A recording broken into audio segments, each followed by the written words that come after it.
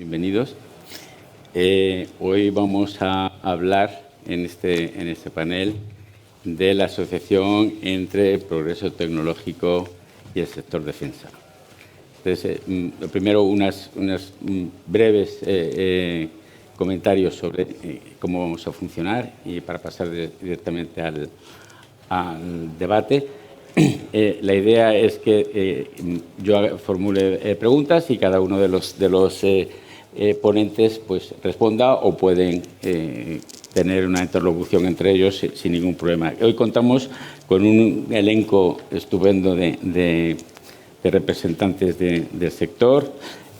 A mi derecha, a mi izquierda, la primera está Rocío Chico, que Rocío es técnica comercial y economista del Estado y es nuestra mujer en Varsovia. Es la persona que introduce a las empresas españolas en el mercado polaco. A continuación tenemos a Raúl Gregory, que teníamos originalmente, tal como aparecerá aquí, a Gabriel Coloma como representante de escribano, pero Gabriel ha tenido un problema de salud y como escribano tiene banquillo, pues nos ha enviado a Raúl, que es el jefe de proyecto de I+D para proyecto antidrón. Es decir, que es una persona. Vamos a hablar hoy de este tema de drones, o sea que realmente enhorabuena por poder venir en tan poco espacio de tiempo, ¿no? A continuación tenemos a Juan Antonio Clemente, que es ingeniero naval con amplia experiencia en el diseño de buques de superficie. Actualmente es el responsable de transformación digital de ingeniería en Avantia. Y a la extrema izquierda está José Jiménez, que es el encargado de desarrollo de negocio comercial de industria, espacio, banca y seguros, y ha sido anteriormente jefe de proyecto de un cargador de claves en la Agencia Europea del Programa Espacial. Bienvenidos. Muchas gracias. Y tres indicaciones sobre cómo vamos a operar. La idea es que nosotros hagamos intervención. Bueno, yo soy Leonardo Rodríguez, soy también técnico comercial y economista del Estado y actualmente soy el consejero de España en Arabia. La elección de Arabia y Polonia para participar en este panel no es fortuita, está pensada porque son dos países que tienen mucho que ver con la defensa. La idea es que haya una interlocución en la medida de lo posible entre los ponentes y el público, es decir, que está previsto que el público pueda formular, que vosotros podáis formular preguntas. Hay dos formas de formular preguntas. La primera es en la aplicación que está incluida en el código QR. Que copiáis el código QR y hay una parte de un formulario donde se pueden formular cualquier pregunta que vosotros deseéis. A mí me las pasarán a partir de cierto momento, veréis que yo empiezo a mirar el móvil, me las van a pasar al móvil, con lo cual yo tendré que, no es una descortesía hacia los ponentes, sino que yo estaré intentando gestionar las preguntas que vosotros formuléis. Y también se puede hacer mediante tarjetas, que aquellas personas que prefieran formular las preguntas por escrito, pues también está la opción de hacer eso, ¿no? Entonces, realmente, esas son las reglas, no tenemos más reglas, ¿no? Y si os parece, comenzamos. La verdad es que dicen que las primeras computadoras surgieron en 1944 en el ámbito de la defensa. Eran las máquinas Colossus, que fueron las primeras calculadoras electrónicas que fueron usadas por los británicos para descifrar las comunicaciones cifradas de los alemanes. Es decir, nosotros aquí vamos a ver cómo se ha derivado la industria después de Colossus, ¿no? La idea general es, lo primero que cabe preguntarse es ¿por qué el gasto en defensa? ¿Qué es lo que tiene, qué es lo que impulsa a los estados a introducir defensa como una variable dentro de sus presupuestos? Y hay cierto consenso que esencialmente hay cuatro razones por las que los estados gastan en defensa. Uno, por temas de seguridad. Un segundo, que sería por lo que podemos llamar nacionalismo. Un tercero por motivos económicos, es un sector que genera empleo, entonces que siempre es una preocupación de todos los gobiernos, lógicamente, es un fomento de conocimiento. Y hay una cuarta que es lo que más relacionado está con nosotros hoy, que es el sector defensa como foco de I+D. Entonces, digamos que esas serían, en grosso modo, las cuatro razones para implicarnos en este sector. Y mi primera pregunta sería dirigida a nuestra única dama hoy, a Rocío. ¿Estás de acuerdo con esta motivación por la defensa? ¿Piensas que hay una diferencia entre países en desarrollo y países desarrollados en cuanto al sector defensa? Bueno, yo viniendo de donde vengo, el motivo de inversión en defensa, viniendo de Polonia, pues claramente es un efecto disuasorio, ¿no? En este caso. Considero que en las últimas décadas en las que había cierta estabilidad y seguridad global, los países, pues principalmente el bloque europeo, ha reducido el gasto en defensa priorizando otros sectores en el presupuesto, el famoso dividendo de la paz. Y ahora que aumentan en seguridad global, pues es una tendencia que estamos viendo que se revierte. Esta tendencia en Polonia pues es una prioridad y está arriba en la agenda política, ¿no? Y más aún en un contexto con elecciones en Estados Unidos en el que se cuestiona el futuro de determinadas alianzas y, por lo tanto, dotarse de capacidades de defensa es una prioridad para determinados países que están viviendo la guerra muy de cerca. Muy bien. Realmente los países, la verdad es que los países en desarrollo tienen un sector de defensa que generalmente busca disminuir la dependencia de oferentes extranjeros, mientras que los países desarrollados parece que están más dedicados a temas de progreso tecnológico. O sea que también es un tema, una diferencia entre una situación de desarrollo y otra, ¿no? Pero bueno, Raúl, yo te diría, el sector de defensa es un sector económico más, es peculiar, si es peculiar, ¿por qué? Pues muchas gracias por la pregunta. El sector de defensa es bastante particular, ya que es un sector en el que las empresas solo trabajamos con estados. Es un sector altamente tecnológico y además es un sector que a los países les puede servir para reducir, como bien decíamos, su dependencia de otros países para poder defenderse y además para hacer esa diplomacia de defensa que es estratégica en muchas políticas.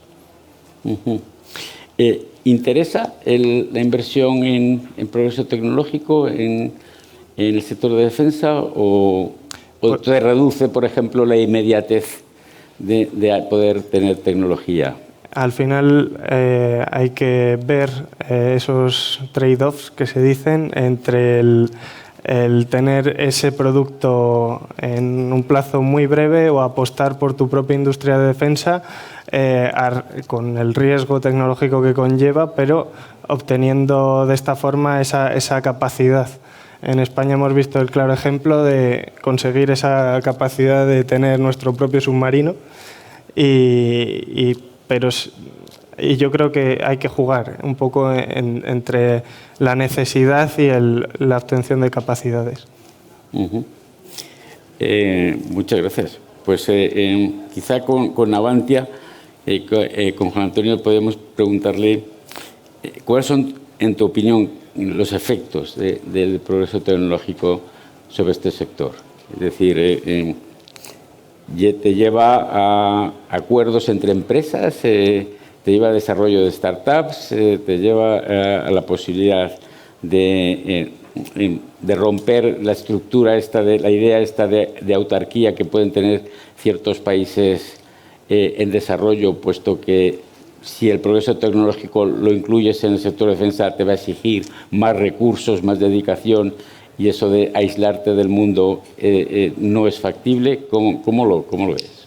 Bueno, yo creo que en este momento, y bueno, yo creo que desde hace mucho tiempo, ¿no? el plantearse esa autarquía, ¿no? De alguna manera, ¿no? Eso de inventarlo todo aquí, hace mucho tiempo que no es posible, ¿no? con la globalización y todo el desarrollo tecnológico, que en muchos casos los desarrollos punteros ni siquiera están en nuestras fronteras, y no digo ya de España, sino de la propia Unión Europea muchas veces, que bueno, eso es uno de los temas sobre los que, digamos, se reflexiona, ¿no? Y se quiere volver a potenciar, ¿no?, todo ese desarrollo dentro de lo que es la Unión Europea.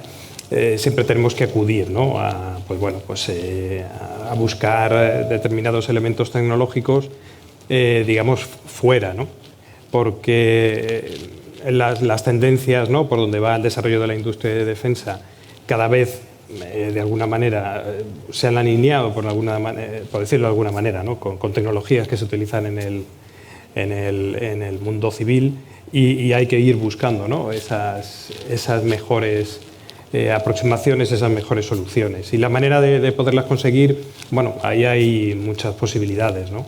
Desde hacer colaboraciones específicas para proyectos determinados, o buscar lo que es la incorporación de la tecnología, pues a través de fomentar el desarrollo de startups, buscando las más interesantes, hacer lo posible, pues bueno, pues oye, si se ven prometedoras, poderlas financiar para que, bueno, puedan desarrollarse. Aunque bueno, pues siempre con el mercado, ¿no?, civil y con las startups siempre puede haber una cierta tensión, ¿no? Porque bueno, ellos quieran desarrollar determinados elementos de tecnología, comercializarlos y bueno, pues sacar sus beneficios, que muchas veces ese proceso es algo más lento en el mercado de defensa. Pues muchas gracias. Has mencionado dos cosas a las que vamos a volver. Uno el mundo civil y otro los startups. Pero primero quería preguntar a José, ¿cuál es, en tu opinión, hacia dónde va el progreso tecnológico en el sector de defensa? Pues realmente el impacto es una especialización, ¿no? Intentar buscar una tecnología de nicho en la que podamos especializarnos, que puedas desarrollar esa parte de manera proactiva, y que con la unión temporal de empresas o junto a proyectos grandes puedas desarrollar un proyecto específico que sea de calidad, y buscando esa soberanía nacional, esa soberanía europea que como bien mencionas, es necesaria. Y el progreso, pues, al menos en nuestro grupo, hablo por nosotros, es la hiperespecialización, intentar crear marcas que se asocien, por ejemplo, pues, a ciberseguridad, a comunicaciones seguras, a antenas satelitales, y que una vez escuches el nombre de la empresa, pues se asocie a esa tecnología, ¿no? Y que sea fácil también para las empresas del entorno del ecosistema saber que se puede desarrollar ese tipo de tecnologías. Entonces, en pocas palabras diría que es la hiperespecialización y buscar ese desarrollo de tecnología propia y de calidad, que como bien dicen lleva tiempo, pero es necesario. Bueno, la verdad es que has mencionado ciberseguridad, antes habíamos hablado del mundo civil, o sea que yo creo que a lo mejor dicen que tiene de similar un palo con una PlayStation. Y la respuesta parece ser que ambos son instrumentos de doble uso. Realmente la PlayStation incorpora tecnología de microchips que después se pueden utilizar en otros componentes, y el palo, pues no vamos a mencionar exactamente las dos. Pero vamos, realmente la tecnología sería ahí la variable independiente, y lo que es la intención del propietario, la decisión, la variable dependiente que influye sobre la posibilidad de utilizar en el mundo civil tecnología desarrollada en el ámbito militar. José, yo sé que tú eres un experto en ciberseguridad. Entonces, ¿tú estás de acuerdo con esto, que la ciberseguridad evoluciona en gran medida beneficiando del progreso tecnológico que se incorpora en el sector de defensa?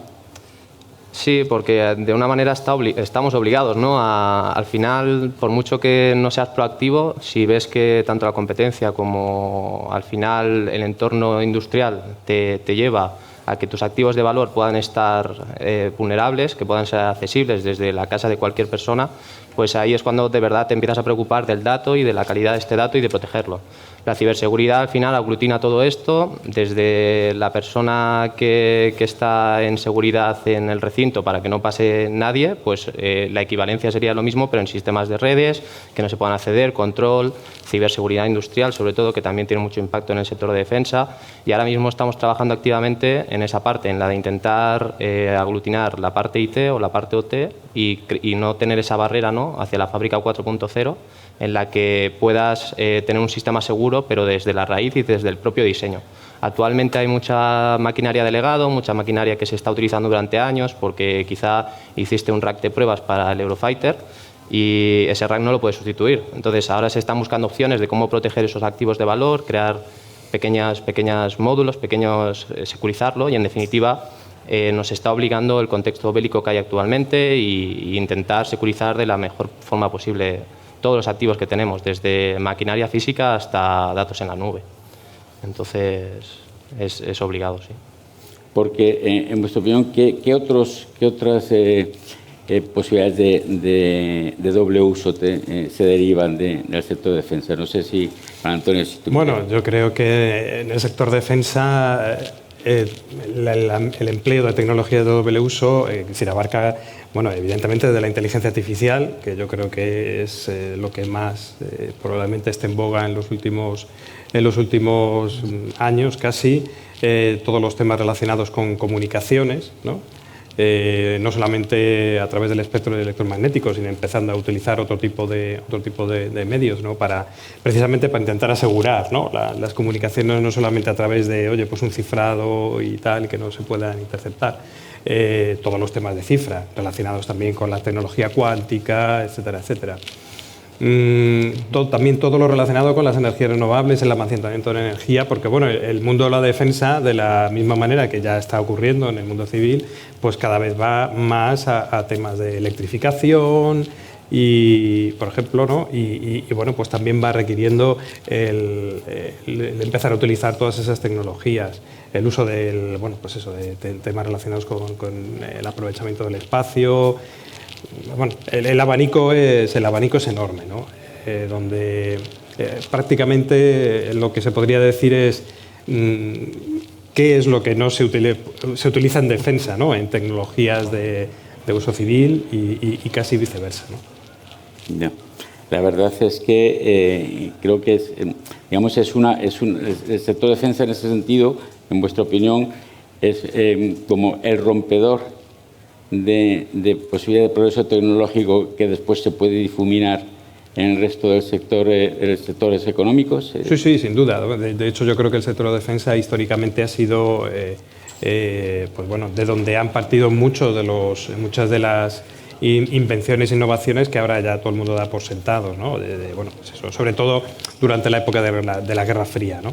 Ahí, digamos, el énfasis estaba en todo el I+D que se hacía en el sector de defensa. Después, ¿no?, como comentaba Rocío, por el tema del viviendo de la paz, el fin de la Guerra Fría, pues bueno, toda esa inversión se trasladó, ¿no?, al mercado civil. Y de alguna manera, pues bueno, pues esa inversión, y más en un entorno como el que estamos ahora, pues también la industria de defensa busca sacar provecho, ¿no?, de toda esa capacidad, de toda esa innovación que se ha desarrollado en el mundo civil. Y bueno, pues muchas veces el tema, digamos, crucial es cómo poder aprovechar, ¿no?, todo ese potencial, ¿no?, a través de, pues no sé, aceleradoras o a través de determinados tipos de venture capital, ¿no?, en donde se intervenga desde las empresas de defensa, ¿no?, para poder efectivamente incorporar lo más rápidamente posible toda esa tecnología. Yo creo que has mencionado algo muy interesante, es que antes había gran parte de la tecnología de defensa desarrollada dentro del propio sector de defensa y tenía efectos posteriormente en el mundo civil. Yo creo que ahora se está viendo que es la innovación en startups, en empresas que no son tradicionalmente del sector de la defensa, donde se está produciendo, ¿no? Y es el sector de la defensa el que está haciendo un poco scouting y viendo qué tecnologías se pueden incorporar o cuáles son sus prioridades o cómo también enfocar en las prioridades de investigación desde un punto de vista de seguridad nacional en un mundo que ya no está controlado, ¿no?, por unos cuantos actores cercanos a los ministerios de defensa, sino que es mucho más difuso y abierto. La verdad es que yo no sé si vosotros hoy habéis estado desde por la mañana en el foro ICEX. Por la mañana ha intervenido Enrique Letta, que Enrico Letta es un italiano que es el actual presidente del Instituto Jacques Delors. Entonces, una de las muchas cosas que ha dicho, cosas muy interesantes, ha mencionado que el sector defensa se puede estar beneficiando a otros sectores, que es lo que estamos diciendo, pero que para tener toda la potencia que puede llevarse de eso, tenemos que ir hacia una política de defensa europea, que eso él lo veía como fundamental, como uno de las cuatro políticas que hay que fomentar en Europa. Si a esto lo unimos, el que estamos en la antesala de unas elecciones en Estados Unidos, donde puede ganar el candidato Trump, que considera que Europa se tiene que preocupar de sí mismo y Estados Unidos de su lado de interés y sus países, ¿qué implicaciones tiene estas elecciones en Estados Unidos para Europa, sobre todo pensando, bueno, pues son posibles alianzas entre Estados Unidos y Europa en este área? ¿Cómo se ve esto desde Polonia, que tú lo estás viendo en primer foco? Bueno, yo creo que Polonia desde hace ya varios años uno de sus pilares de seguridad nacional es mantener una relación y cultivar una relación bilateral con Estados Unidos, ¿no? Otro de los pilares para Polonia, por supuesto, son las alianzas dentro de la OTAN, y el tercero sería el desarrollo de su propia capacidad industrial. Es como lo están enfocando. En Polonia la guerra se vive más de cerca, ¿no? Los dirigentes ahí hablan abiertamente de estar en una situación de preguerra y de estar aprovechando el tiempo como si estuviera en una carrera para prepararse ahora, pues, por si acaso en unos años Rusia vuelva a estar en capacidades como para seguir con sus ambiciones imperialistas, según las propias declaraciones, como lo viven los políticos en Polonia, ¿no? Y las elecciones en Estados Unidos siguen muy de cerca. En ese sentido, en Polonia pues hay mucha tropa estadounidense militar desplegada, ¿no? A raíz sobre todo de la agresión rusa en Ucrania. La alianza además es una red de confianzas y Trump ha dicho abiertamente, como hemos mencionado, ¿no? Que considera que Europa tiene que dar un paso adelante y gestionar las operaciones o liderar las operaciones de la OTAN dentro del propio territorio europeo. Lo que habrá que ver es si realmente Europa está preparada para dar ese paso en este momento, ¿no? Pero desde luego yo creo que va a ser un acicate para que el resto de los países europeos, y no solamente los bálticos y Polonia, den cada vez mayor prioridad a la defensa dentro de sus agendas. La verdad es que yo creo que la idea esta de ir hacia un enfoque más europeo posiblemente sea una condición necesaria, pero no suficiente para seguir. Yo creo que lleva tiempo, ¿no? También que es algo que el liderazgo de Estados Unidos en la OTAN ha sido una constante todos estos años y reemplazar ese liderazgo dentro de la propia alianza en determinados territorios no es algo tan fácil, ¿no? No, sin duda. Hace poco estuvo aquí en Madrid un catedrático de Oxford, Timothy Garzonas, hablando sobre precisamente la situación un poco de Europa, ¿no? Ante esta situación. Y comentaba precisamente en esas líneas, ¿no? De lo de intentar que Europa de alguna manera tome una posición común, ¿no? En todos los temas de defensa, y ponía el ejemplo de alguna manera que la verdad es que es bastante interesante, ¿no? Como diciendo, bueno, Europa en su conjunto tiene un PIB 20 veces el de Rusia, ¿no? Diciendo, bueno, ¿cómo puede ser, ¿no? Es decir, que tenemos más que de sobra la capacidad de poder afrontar retos como el que está planteando Rusia ahora mismo en Ucrania. Así que, bueno, ahí efectivamente está esa posibilidad, ¿no? Es decir, está ahí. El tema es, bueno, ponerla en marcha, ¿no?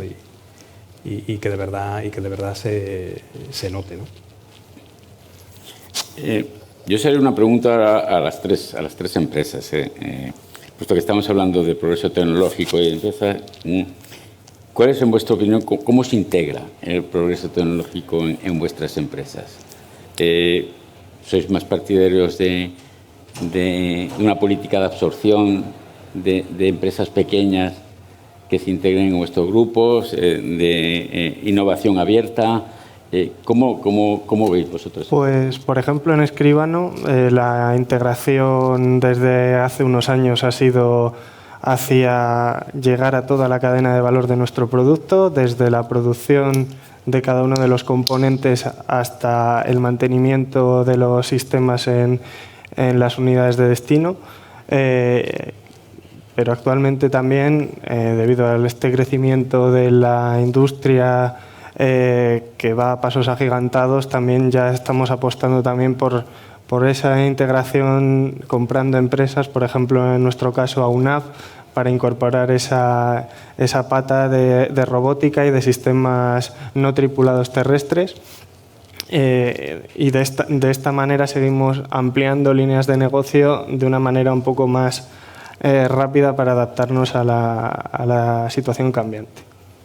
¿Y Navantia? Pues en Navantia, bueno, nosotros tenemos la particularidad de que somos una empresa pública, ¿no? Con lo cual, pues bueno, no tenemos, digamos, tanta libertad en términos de, bueno, pues de adquirir a otras empresas dentro de nuestro ámbito, ¿no? Pero sí que tenemos una idea muy fuerte de contar con la colaboración de nuestro ecosistema, ¿no? Tanto en lo que es nuestra industria auxiliar, universidades, centros tecnológicos, y planteamos sobre todo una política de innovación abierta, ¿no? De hecho, me parece que fue algo más de un año, creamos un centro específico que se llama Monodon, y cuya principal tarea es ese contacto directo con centros tecnológicos, con startups, de manera que podamos identificar pues, tecnologías que son importantes para nosotros, ¿no? Desde TRLs muy bajos, ¿no? y poder estar ahí, ayudarles, integrarles en proyectos y poco a poco, de esa manera, desarrollar este ecosistema, ¿no? alrededor nuestro. Esa es un poco más o menos la política que tenemos ahora. Aunque bueno, digamos que los astilleros antiguamente eran un claro ejemplo, ¿no? de integración vertical, en donde todo se hacía en el astillero. Pero bueno, lógicamente ahora eso no se puede plantear. Pero así es como nosotros lo planteamos. Muy bien. Por ejemplo, desde el Grupo ESIA, digamos que hay una visión amplia en la que tenemos un axioma, un lema, que es crear un mundo mejor, más eficiente, seguro y sostenible. Y luego, dentro de las empresas, ha habido los dos casos. Absorción de empresas especializadas con una tecnología muy concreta, como pueda ser el caso de fotónica o, por ejemplo, antenas satelitales, de orbitaleo. O dentro de la propia empresa, dentro del grupo, había un departamento de ciberseguridad, por ejemplo, históricamente, que se ha hecho una escisión de la propia empresa. Se ha creado dentro del grupo la empresa Cyferbit, en la que se ha cogido un departamento de Tecnovid especializado en cifra, que antes ha mencionado, y del grupo de OESIA se ha tomado un departamento que es de ciberseguridad y se ha creado esta marca. ¿Qué se busca? Claro, dentro de una empresa multidisciplinar ocurre que no es lo mismo un procedimiento de aviónica en una fábrica que un procedimiento de ciberseguridad. La aviónica, por norma natural, es mucho más compleja, tiene procedimientos más tediosos, más, digamos, complejos, y hay veces que es contraproducente porque no es ágil. Entonces, buscando el poder desarrollar productos de calidad en corto plazo, se han intentado crear ese tipo de marcas de nicho y, por supuesto, absorber con una cultura corporativa que pueda utilizar la infraestructura de la empresa a nivel transversal, ¿no? Porque muchas veces las empresas están segmentadas en sectores especializados, bien pueda ser naval y terrestre, espacio, y claro, al final hay en ciberseguridad, que es el campo que más toco, es transversal. Puede tocar el sector de industria, el sector aeroespacial, al sector naval y terrestre, al de administración pública, salud, y es importante absorber, pero también, digamos, identificar dentro de tu propia empresa qué departamentos pueden ir por sí solos y dar esa oportunidad de crecer de forma independiente. La verdad es que no solamente está, yo entiendo, el tema de cómo se incorpora, se integra el progreso en las empresas, sino también yo creo que deberíamos ver hacia dónde van las empresas, digamos, en su relación con el resto del mundo. Porque, y ahora meto una cuña publicitaria de Arabia. En Arabia, por supuesto, el sector de defensa en Arabia es crucial. Crucial. Es un país que se gasta más del 7,5% del PIB en el sector defensa, vive en una zona del mundo que es un continuo polvorín.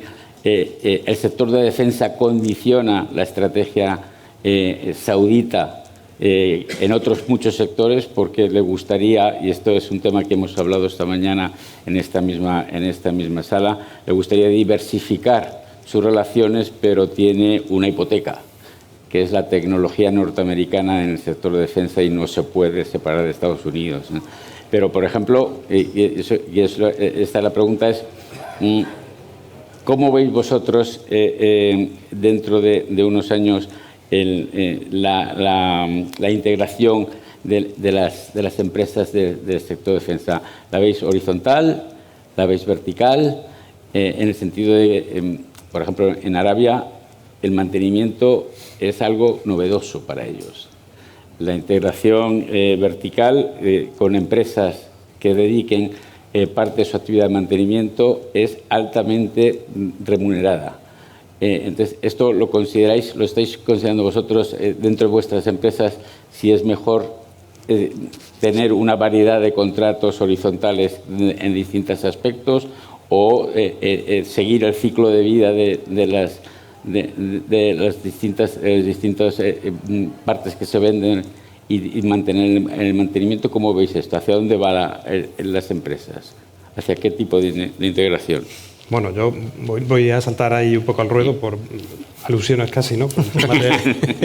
Navantia es muy activa en estamos muy activos en Arabia, y precisamente con una apuesta por los servicios, ¿no? Que, bueno, al fin y al cabo, dentro de lo que representa todo el coste del ciclo de vida de un activo militar, como puede ser un barco, como las corbetas que hemos entregado hace relativamente poco, pues bueno, todo lo que es esa parte que no es propiamente el coste de adquisición son 2/3. Entonces es claramente un negocio muy importante, ¿no? Y tenemos una fuerte intención de apostar por este negocio de los servicios, ¿no? Es decir, Arabia realmente ha sido el segundo, como la segunda etapa, porque ya en los contratos que ganamos con Australia ya nos estamos encargando de todas esas actividades, ¿no? Del apoyo al ciclo de vida, el mantenimiento, etcétera, etcétera. Y claramente, ¿no? Toda la parte de servicios es una apuesta muy importante, ¿no? Para Navantia. Sí, en nuestro grupo, por ejemplo, hay un departamento explícito para esa parte de mantenimiento, de servicio postventa, digamos, ¿no? Que, como bien dices, va tomando mucha más relevancia, porque al final siempre tendemos a crear un producto y a exponerlo y a poder venderlo, pero claro, una vez ya le das vida a ese producto, durante ese periodo de vida tienes que sostener y tener una infraestructura preparada para dar respuesta, ¿no? Y ocurre a nivel global. No, sí. Evidentemente, en nuestro grupo también estamos trabajando allí, en Riad, pero nos ocurre de manera global. Es algo necesario, y que al final, si tú tienes un artilugio guardado en tu almacén, quieres que cuando lo necesites funcione. Entonces, ese ecosistema de poder, o infraestructura de poder dar sostenibilidad a ese equipo, es igual de importante que el crearlo, porque si no, carece de sentido. Pues que sepáis que para los sauditas esto es novedoso, o sea, que es una cosa nueva para ellos, ¿no? Antes habéis mencionado la inteligencia artificial. ¿Cómo veis vosotros? ¿Qué implicaciones tiene la inteligencia artificial en el sector? ¿Cómo va a variar el sector con la incorporación del IA? Pues la IA está resultando útil para multitud de aplicaciones, desde las propias aplicaciones de la gestión a ya aplicaciones tecnológicas aplicadas en los sistemas. En Escribano vemos la utilidad de la IA por todos lados, desde nuestras propias electro-ópticas para ampliar su capacidad de detección.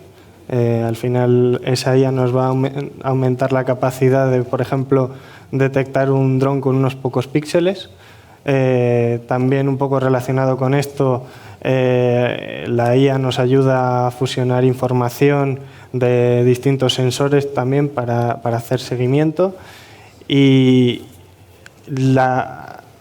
el potencial que tiene la IA también para que desde, por ejemplo, Escribano, que es el líder en efectores cinéticos, en sistemas de armas, las torres que van montadas en los vehículos y en los barcos de guerra, la opción de ser capaz de posicionarlos a través de esa información que nos captan los sensores, fusionado a través de esa inteligencia artificial. O sea que la IA nos va a ayudar en todos los procesos de nuestro producto, desde la gestión hasta el propio sistema.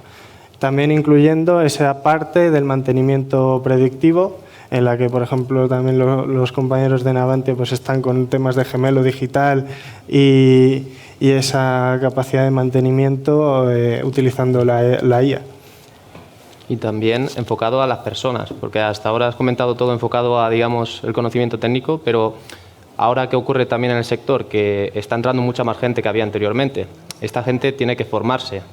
Ahora, igual que utilizamos ChatGPT para poder documentarnos de cualquier asunto, ahora también se están generando herramientas en las que con tu propia documentación puedas hacer ese tipo de chat para, por ejemplo, montaje, operadores, personas que tienen que entrar y enseguida dar salida a productos, utilizarlos como herramientas formativas para las propias personas. También nos sirve a nosotros mismos para poder aprender y tener esa interacción más ágil o más concreta sobre la documentación que tú has generado. Entonces, esto está haciendo que se revise la propia documentación, que los perfiles se formen no solo utilizando un curso o una formación, sino también una herramienta que puedan utilizar siempre, y sorprende lo ágil y lo precisa que es. O sea, ejemplos como se ha roto el monitor, pues tienes que coger la silicona con el Parnam Vertal, desmontar el casco cual y integrarlo.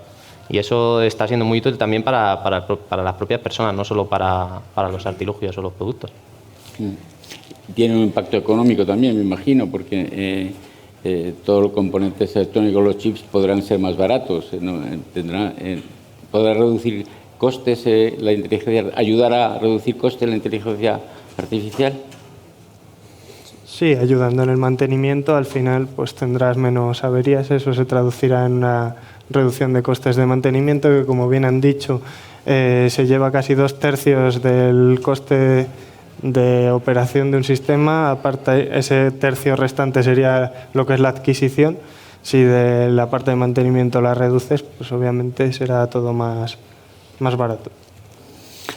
Pues vamos a tener que pasar a preguntas, porque se nos está acabando el tiempo y yo tengo aquí varias preguntas que me han pasado, y si os parece lo vemos. Vamos a ver.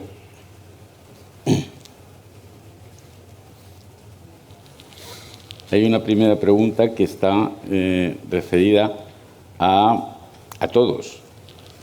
Entonces, vamos a ver, que la pregunta es de Ibergroup y la es: ¿qué pasos se han de seguir para convertirse en proveedores de empresas como Escribano o Navantia y poder fabricar para ellos cualquier producto, en nuestro caso metálico, que necesiten?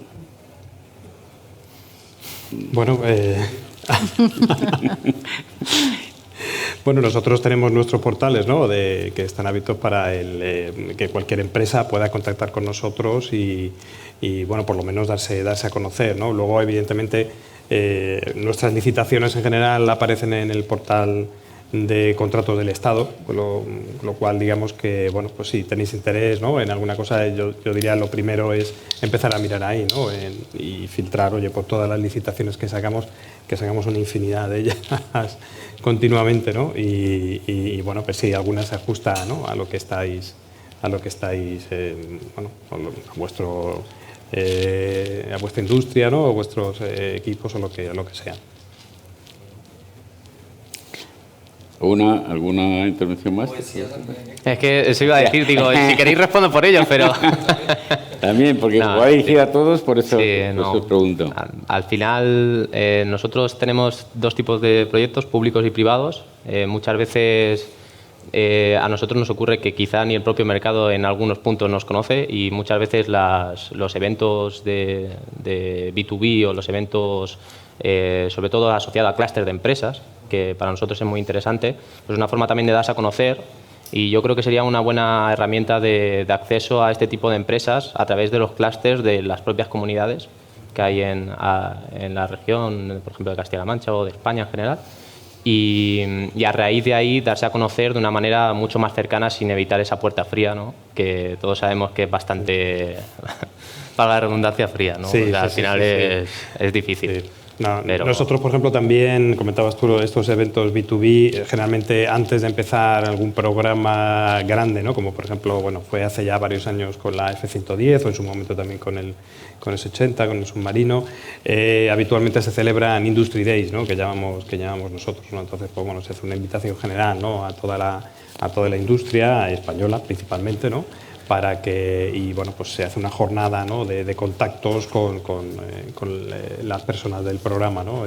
Los equipos de compras, con el equipo de programa, para bueno, dar a conocer un poco las necesidades que tienen estos programas. Bueno, yo no tengo nada que ver con defensa, pero a raíz de la base logística del ejército terrestre, Ah, pues efectivamente, que también estamos... Tenemos la fábrica en Cabra, por cercanía, pues hemos empezado a tener contacto con defensa, no se me había pasado nunca por la cabeza, pero creo que hay... ¿Con Navantia ha tenido alguna...? Sí, Navantia está también involucrada, ¿no? en la base logística. A directores de Navantia y quiero empezar a tener un poco de... Porque me parece un sector muy interesante y creo que como tengo posibilidades de fabricar ciertas cosas, pues podríamos llegar a algún tipo de acuerdo. Sí, sin duda. Hay que buscarse la vida... No, Está claro. Yo fabrico invernaderos, ¿sabes? Doble uso.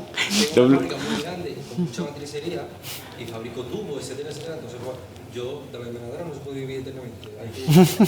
La diversificación, ¿no? es un punto importante en cualquier empresa. Muy bien. Eso en Castilla y León le decimos no das pintadas sin hilo, ¿no? Yo he venido aquí a hablar de mi libro. Tenemos otra pregunta dirigida a Rocío, que se refiere a que los principales proveedores de Polonia en el sector de defensa parece que son Estados Unidos y Corea del Sur, ¿no? Entonces la pregunta es, con un gobierno polaco más pro-europeo, ¿hay margen para aumentar el peso de las empresas de la Unión Europea en las adjudicaciones del gobierno polaco? Yo creo que margen hay, ¿no? Porque el peso actualmente de Estados Unidos y Corea del Sur es claramente mayoritario.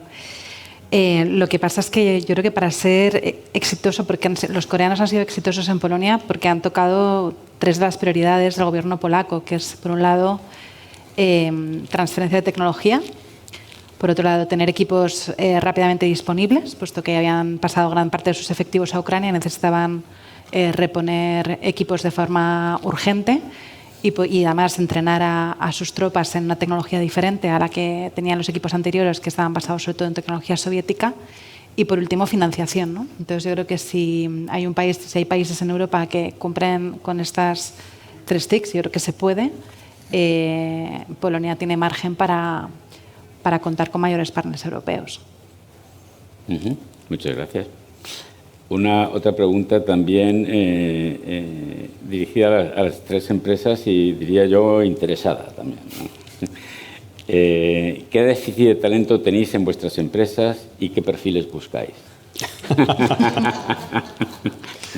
Está vista la intención. Claro. Pues déficit grandísimo. ¿Qué no buscamos, diría yo, ¿no? O sea, ahora mismo hay necesidad de todo tipo de perfiles, desde perfiles de diferente índole de técnicos, operadores, ingenieros, también de servicio, de todo tipo, porque al final está creciendo, ha habido un boom muy grande y se nota, hay un crecimiento de un 15% o de incluso un 20% por mes de personal y afecta a todo, incluso a la infraestructura.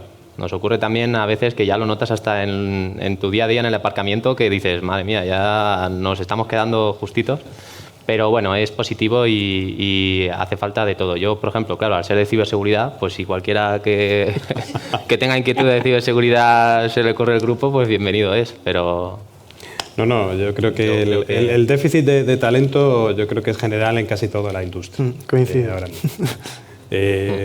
Bueno, por la razón que sea, no me atrevo a explicar un poco por qué, pero es muy grande. Nos cuesta bastante trabajo el encontrar perfiles que además cada vez más, precisamente por el advenimiento de toda la transformación digital que estamos sufriendo en nuestros procesos, en nuestra manera de trabajar, ¿no? Que cada vez es más, el propio uso de la inteligencia artificial, ¿no? Que bueno, si hay una tecnología de doble uso, yo diría que es esa, porque es tan transversal a todas las áreas, ¿no? En todos los sitios. Y bueno, nos está costando encontrar gente con perfiles muy tecnológicos, ¿no? Un poco apartados de los típicos, ¿no? De pues, ingenieros navales, ingenieros industriales, pero gente con esa especialización en temas de digitalización y tecnologías alrededor, ¿no? Inteligencia artificial, todo este tipo de cosas nos está costando mucho encontrar. Sí, al final cuando un sector crece, pero la demografía es la misma, pues hay carencias y, como bien han dicho, falta gente en todas las áreas, incluso administración, recursos humanos, para contratar toda esa gente y buscarla también. Y un poco a colación de lo que decíamos de que el sector de defensa repercute en la economía y en el empleo, mucha de la gente que trabaja en el sector de defensa, en un sector altamente tecnológico, luego da el salto a esas empresas más de índole civil, al sector de la energía, al sector de la automoción a lo mejor, y entonces al final también ya no solo te estás peleando por los recursos tecnológicos con las empresas de defensa, sino que también las propias empresas civiles también están solicitando esos recursos cualificados en el sector de defensa.